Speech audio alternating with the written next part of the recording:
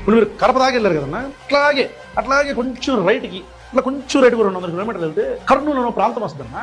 అక్కడ మీరు గత 5-6 సంవత్సరాలుగా మన రాజకీయ ఉపన్యాసాల్లో వాడుకున్న పేరు ఒకటి ఉందన్న, సుగాలి ప్రీతి అని.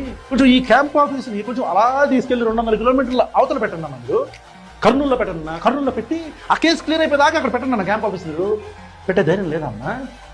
అక్కడ కూడా కుదరపోతే అన్న, మనకి అచ్చొచ్చిన మన పిఠాపురం, మన కమ్యూనిటీ అంతా ఎక్కువ ఉన్న మన పిఠాపురంలో కన్నా కొంచెం అలాగే క్యాంప్ ఆఫీస్ గాల్లో లేపి పిఠాపురంలో కూర్చోబెట్టన్నా.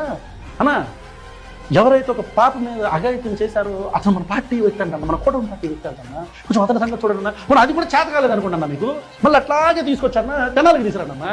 తెనాలికి తీసుకొచ్చి మన తెలుగుదేశం పార్టీ కార్యకర్త అంటన్నా. అతను ఆ అమ్మాయిని నెత్తి మీద మోదీ చంపేశాడంటన్నా. తెలియదన్నా మనకి. అక్కడన్నా పెట్టండి అన్న.